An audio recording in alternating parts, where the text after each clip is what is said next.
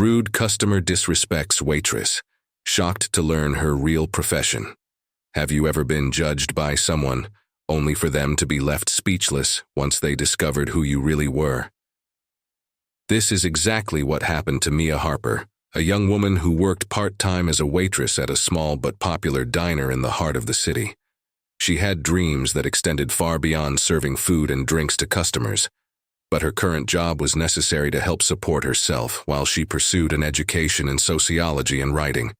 She loved observing people, how they acted, what they said, how they interacted, and it was a lesson in human behavior she used to her advantage every day.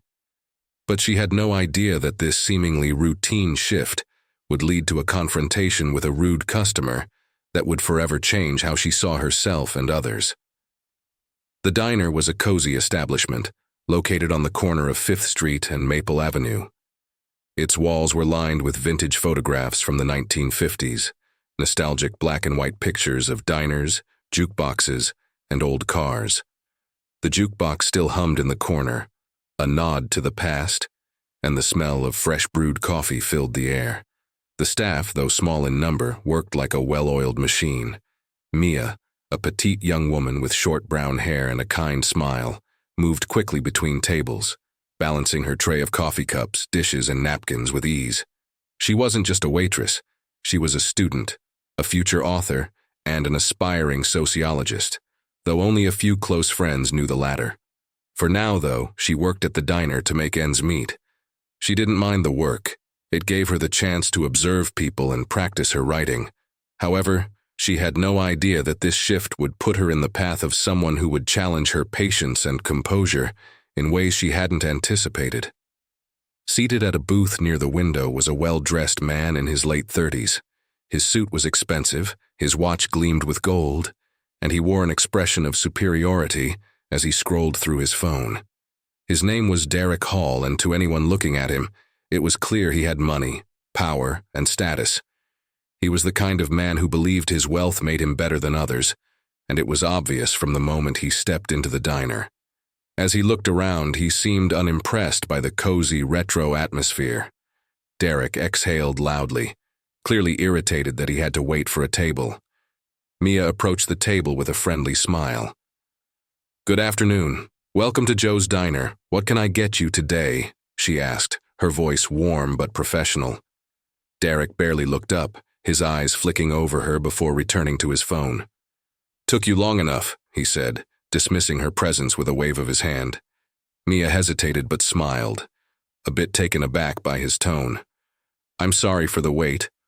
What can I get you to drink?" she asked, determined to keep the situation polite. Derek finally looked up and glanced over the menu. "I'll have the most expensive thing on the menu," he said, practically throwing his phone onto the table, his voice laced with condescension. Mia could feel the subtle shift in the atmosphere. She had dealt with rude customers before, but there was something about Derek's attitude that felt more pointed, more personal. She nodded, jotting down his order. "Okay, I'll bring that right out for you." As she walked away, Derek's voice called out behind her. "Hey, do you know what you're doing here?" he said with a laugh that felt mocking. Mia stopped in her tracks, feeling the sting of the comment.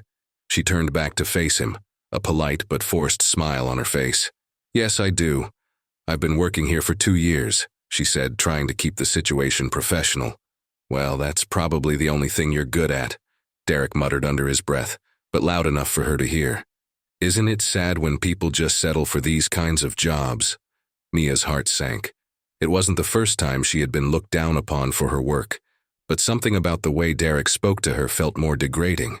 She had worked hard for everything she had achieved, and this rude man seemed to assume that her job defined her entirely.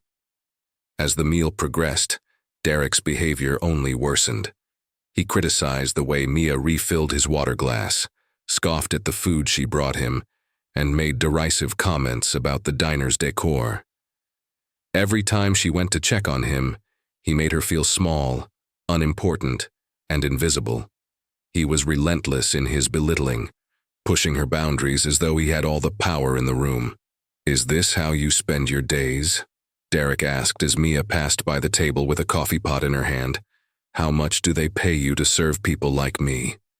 Mia's grip tightened around the handle of the coffee pot, but she forced herself to remain calm. I'm just doing my job, she said quietly, her patience running thin. Derek let out a sarcastic laugh. You should try doing something more with your life, like actually using your brain. You seem like someone who's stuck in this dead-end job because that's all you're capable of. Her cheeks flushed with anger and embarrassment, but Mia maintained her professionalism. She turned to leave, but Derek's next words hit her harder than any insult before. Do you ever wonder if you'll ever be anything more than this? Or is this your future? Taking orders and serving people like me? Mia took a deep breath, trying not to let the sting of his words overwhelm her. She had endured criticism before, especially from people who didn't understand the balance she had to strike between her dreams and the reality of needing a paycheck. But the cruelty in Derek's words felt different.